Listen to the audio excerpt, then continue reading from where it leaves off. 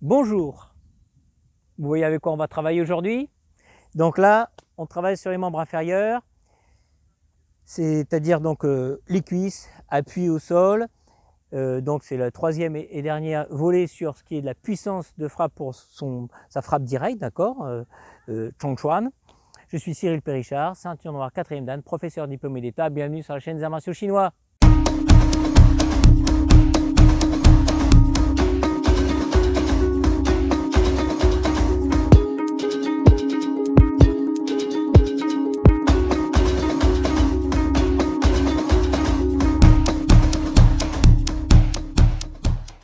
Bon, ben on démarre. Alors, bon, j'enlève ça un petit peu parce que ça me gêne. Ici, comme je disais tout à l'heure à la taille, quand je dis à la taille, c'est pas vraiment à la taille, c'est au niveau des hanches. Hein, ici, vous allez placer votre élastique au niveau des hanches.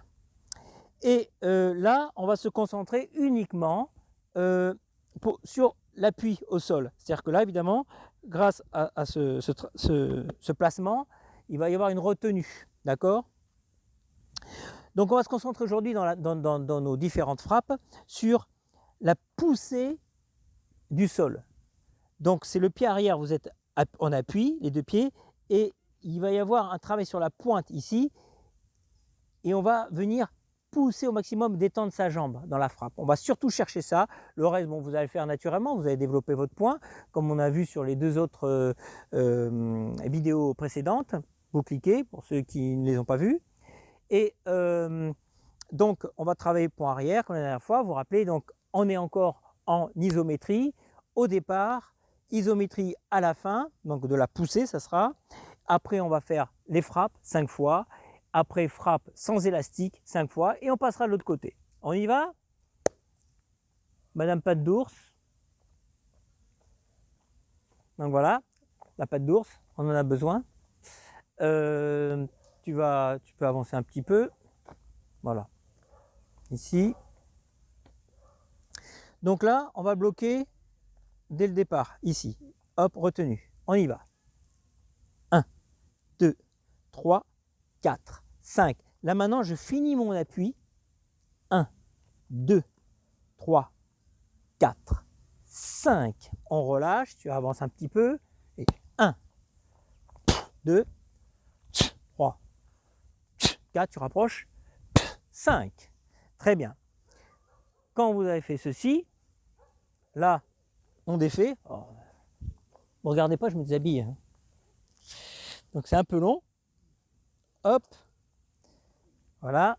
Et de suite, on se place ici. 1. Surtout, pensez à la poussée. Hein. 2, 3, 4, 5. D'accord? Là, on a vu sur les 5. On passe maintenant de l'autre côté. Donc, on se rhabille. Voilà. Bon, ça sert un peu, c'est vrai, parce que j'ai ça là. Je vais reculer un peu. Ça sera plus facile. Alors, pareil de l'autre côté. On se place de façon... Non, on était là tout à l'heure. Non, voilà. Merci. On se place de façon à ce qu'il y ait tension au niveau des jambes. Alors prenez, là j'ai pris un élastique, je trouve, on peut prendre un élastique plus puissant. Les jambes sont plus puissantes. Là j'ai le même élastique pour, je suis en train de marquer que pour l'épaule ou le reste. Là j'ai amené que ça aujourd'hui. Travaillez si vous pouvez avoir un double élastique parce que là c'est vraiment le travail sur les cuisses. Donc si vous pouvez amener un élastique plus puissant que celui avec lequel vous travaillez pour les épaules, le haut et le niveau moyen. D'accord? Alors, on y va. 1, 2, 3, 4, 5. Et là, je pousse encore. Là. 1, 2, 3, 4, 5. Je reviens, je relâche. Et là, je vais faire ma poussée de jambes. 1, essaie de... Voilà. 2, décale-toi vers là. Merci. 3, 4 et 5. D'accord? On va de l'autre côté. On va faire dans le vide avant, pardon. Ici, je me place. Relâchez, je fais ma poussée. 1, 2, 3, 4, tranquille, et 5. Relâchez, essayez d'être... Je n'ai pas trop parlé dans les deux autres vidéos d'avant, parce que j'en ai parlé dans d'autres. J'en mettrai une là. Ou quand vous faites vos frappes, il y a la tension, mais après, comme un élastique, là, puis après, tout se détend, tout se relâche. Et une petite contraction uniquement au niveau de l'impact, d'accord? On fait le bras avant, donc, enfin, le côté avant, donc on va remettre notre élastique. Et donc là, on va avoir une tension, on prépare cette tension, on se met un peu de face, comme ça va, on va vraiment travailler sur ça, on va oublier un peu le reste, parce que des fois on a tendance à un peu trop travailler sur le reste et on oublie la poussée de jambes. Donc ici vous êtes un peu en arrière, et ici, et vous faites votre poussée, d'accord, votre première poussée. On y va. 1, 2, 3, 4, 5, vous relâchez toujours, on reprend. 1, là un peu plus loin, 2, 3 au maximum, 4, 5. Et là, on fait son mouvement. 1, 2, 3, 4, 5. D'accord? Après, de suite, je monte le dos là. Hop. 1. La poussée, n'oubliez pas.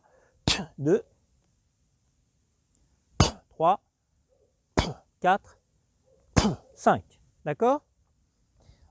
Maintenant, on travaille de l'autre côté. Comme d'hab, des deux côtés. Bon, vous voyez, c'est un petit peu plus long. Bon, c'est pas grand-chose, hein, que quand on travaille à l'épaule, où c'est beaucoup plus rapide à changer. Moins pratique, voilà. Ouais.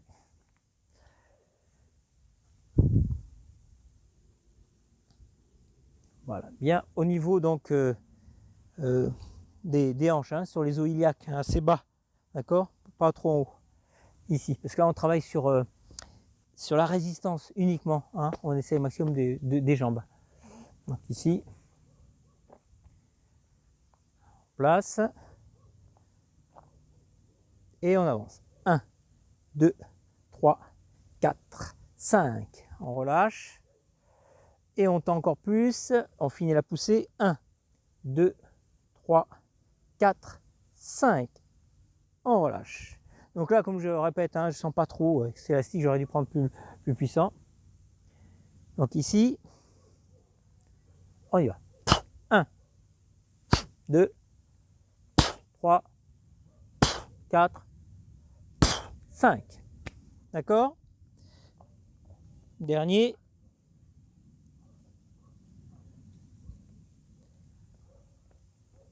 On se place. Là, pareil, pensez à la poussée. C'est les jambes boum, qui vont la pousser. 1, 2, 3, 4, 5. D'accord? Vous voyez? Boum. Donc, ça y est. On a fait donc tout le travail au niveau donc, des membres inférieurs. Donc, je me répète, pensez vraiment, il vous faut un élastique plus puissant. Ce n'est pas le même élastique pour le bas par rapport aux autres travaux que vous avez vus dans les semaines précédentes. Oui. En fait, je me rends compte qu'il plus fort. Il faut déjà bien connaître ou bien ressentir la décomposition du mouvement Oui. au départ de... Je ne sais pas si vous l'entendez, elle disait que, si tu peux parler plus fort parce que comme elle n'a pas de micro, qu'il faut bien sentir justement toute la chaîne, hein, c'est ça que tu voulais dire, la chaîne. Déjà être à l'aise pour pouvoir avancer ça. Oui, être à l'aise, voilà, tout à fait. D'être un peu à l'aise avec le mouvement. Tu as tout à fait raison. Il faut quand même avoir travaillé votre mouvement déjà dans le vide, qu'il soit propre, que vous commenciez à ressentir toute cette chaîne musculaire. C'est pour ça que je vous ai renvoyé la dernière fois une autre vidéo, à une des vidéos que j'avais faites sur ça. Et dès que vous commencez à sentir votre mouvement, qu'il est propre, que vous commencez à être un peu à l'aise, vous pouvez travailler ça. Évidemment, ce n'est pas pour les débutants. D'accord, celui qui commence, ne commencez pas par ça. Hein. Ayez votre mouvement avant et après, on peut travailler ça, le renforcement. On n'attend pas des ans, hein, mais dès que vous commencez à avoir un peu le mouvement, hop, on travaille sur ça. Après, on peut travailler, on verra peut-être plus tard, sur d'autres formes de frappe, que ce soit pour les Faustschwanz, c'est-à-dire les uppercuts, les crochets, les swings et autres. On peut travailler tout ça à l'élastique, c'est fort intéressant. Donc on verra ça peut-être un peu plus tard.